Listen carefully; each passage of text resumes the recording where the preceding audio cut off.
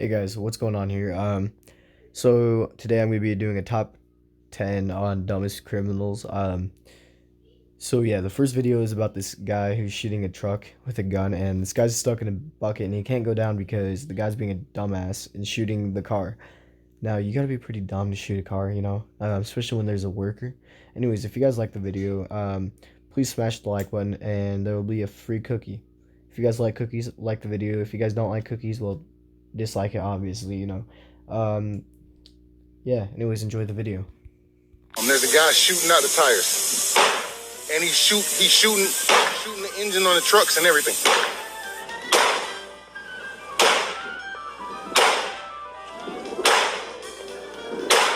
No, nobody. There's somebody up in the bucket. Somebody's up in the bucket right now, and they can't come down because he's shooting the truck.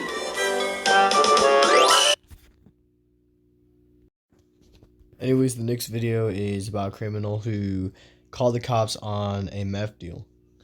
Anyways, let's get into it. Story for which we have deep affection here at GMA, the stupid criminal story. That's right, one of our favorites. This one's about a guy in Portland, Oregon, who accidentally called 911 in the middle of a meth deal. So what happened next? ABC's Tanya Rivera is here with that story. Hey, Tanya. Hey, Brianna and Dan, we've all done it. We are all guilty of the pocket dial. And while those mistake calls can often get you into hot water, sometimes they can get you arrested.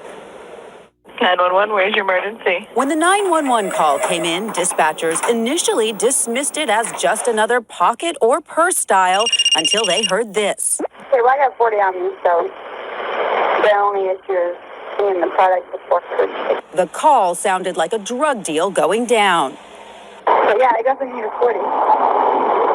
And please let it be good. I am so to get myself. Officers traced the phone to an alley, get this, just a block away from the police department, where they say they busted this man, Raleigh Reynolds, along with the woman on the phone on drug charges. For an open 911 call to lead us to a drug deal, that does not happen very often. But believe it or not, this isn't the first time the law has lucked out this way.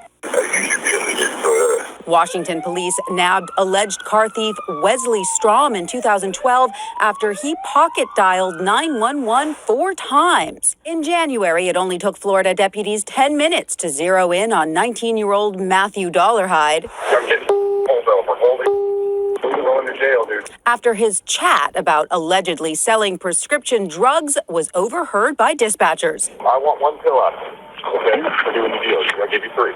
Usually, a butt dial gets a quick hang-up, but not from a 911 operator. They keep listening. Hello, 911. Police welcome these derriere dials from criminals. They say it's the next best thing to turning themselves. Anyways, the next video is about a pizza delivery order gone wrong, basically. So the guy basically robbed a pizza delivery guy. That's kind of fucked up because, like, pizza guy is just trying to sell pizza, make money. But I guess he didn't make money that night. Well, a not-so-bright criminal with a late-night appetite is in the Polk County Jail tonight. He robbed a pizza delivery man, and then he made it incredibly easy for deputies to track him down. Fox 13's Haley Hines is live in Lakeland tonight to tell us what happened. Haley. Well, Kelly, we've covered our fair share of dumb criminal stories, but this one takes the cake, or maybe the pizza. Last night, a customer known to Hungry Howie's called in a delivery order with the intent of robbing the driver at a random address.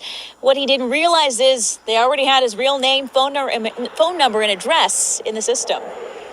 This story falls under the category of... Come on, man. Are you kidding me? Sunday night, Ronnie Doherty, who goes by Ronnie D, had a craving for wings with a side of crime. So he gave Hungry Howie's in Lakeland a call. She said, well, this is not the address attached to the phone number. He said, oh, that's my friend. It wasn't a friend, just a random home nearby. When the delivery driver pulled up, deputies say Doherty appeared with a shirt over his face and a gun in his hand.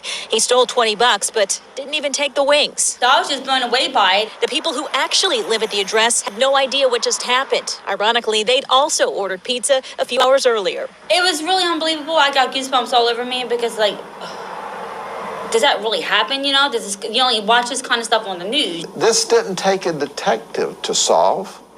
It took a clerk at Hungry Howie's to solve it. You see, Ronnie D gave them his real name, and his real cell number and address are in the system. In fact, 3 days earlier, he ordered himself a large pizza with mushrooms and steak. So our detectives walked over to the house. Okay. I'm gonna have to hurry up and make this video, but yeah, we don't talk about the text. Okay, the next video is kind of more funny because I mean, not funny at the same time, because like these two people were robbing a store, and let's just say it didn't go wrong right for one of the criminals. Patch said what?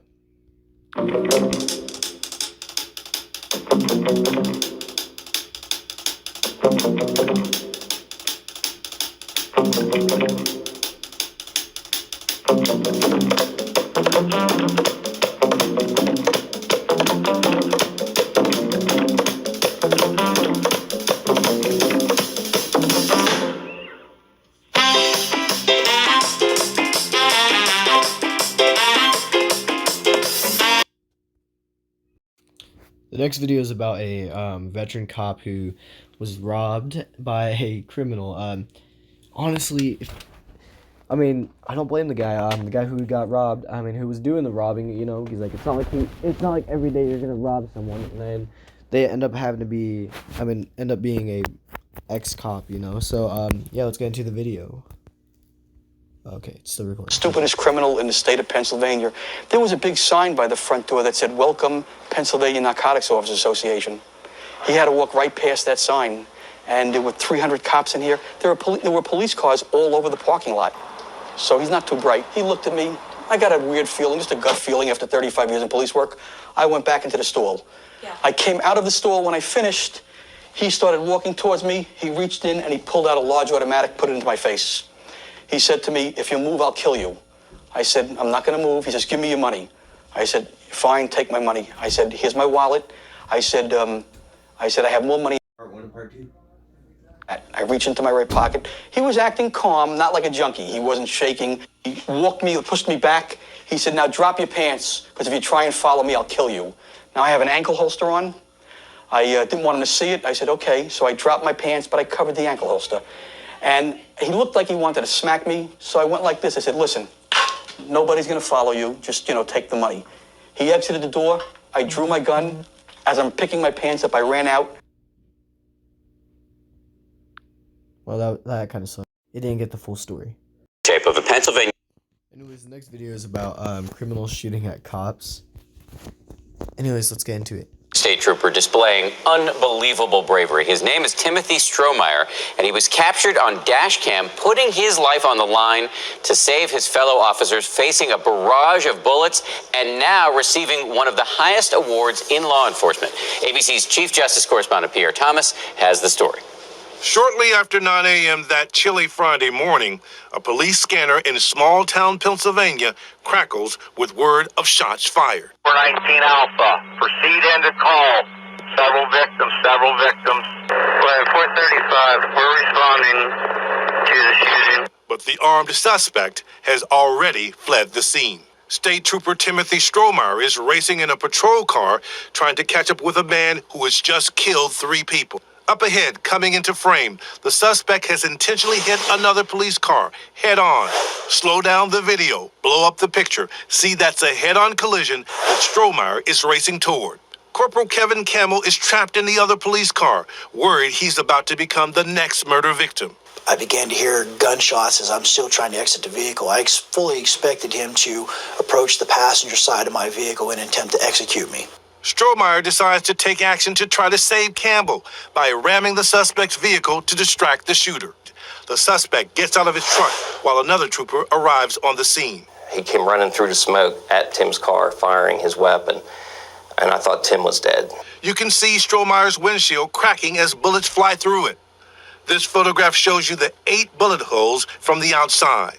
It happened so fast. Rewind, slow it down, and you can see right there the suspect, gun in hand, a .357 Magnum coming towards Strohmeyer.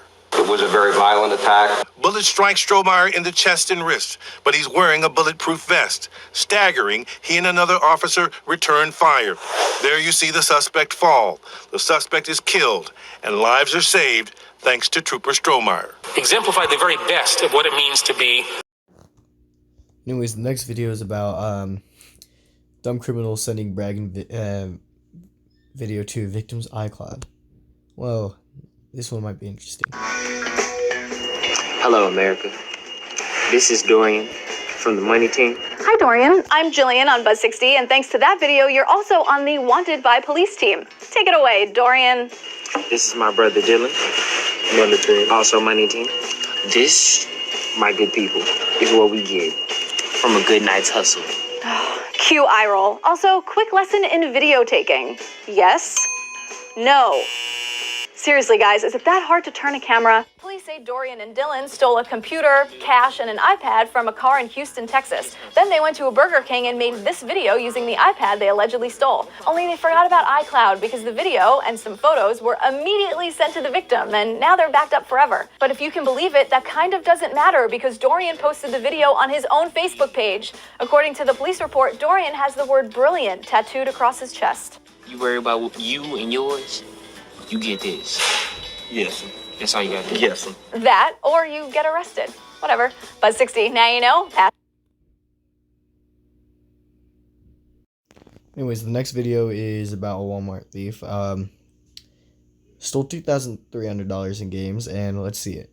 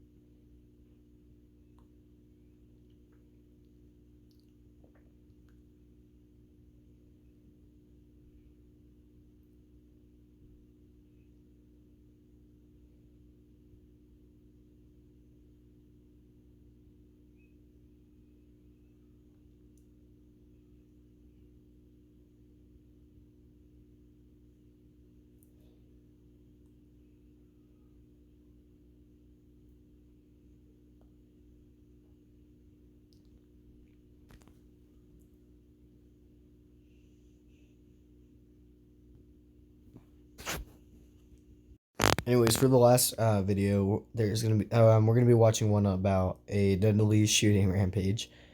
Anyway, so since we're around the end of the video, make sure to hit the like button, subscribe if you really want to. But remember, there's always gonna be a cookie in the comment section below. Anyways, enjoy.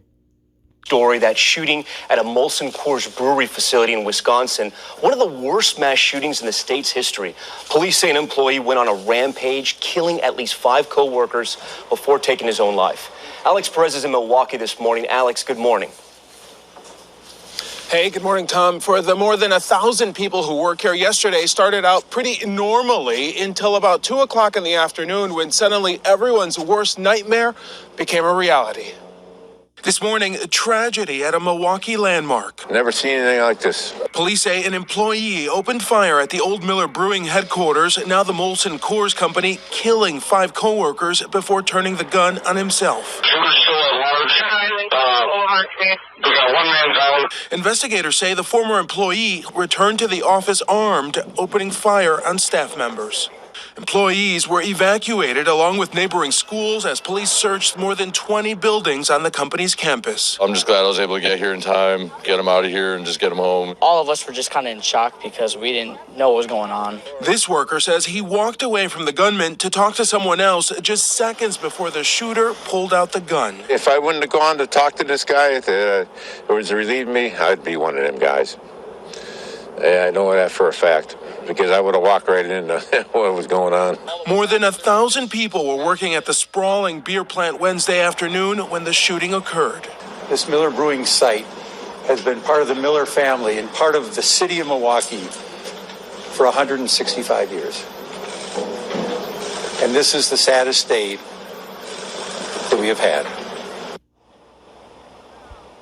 And authorities at the Anyways, if you guys liked the video, please subscribe. Have an amazing day. Peace.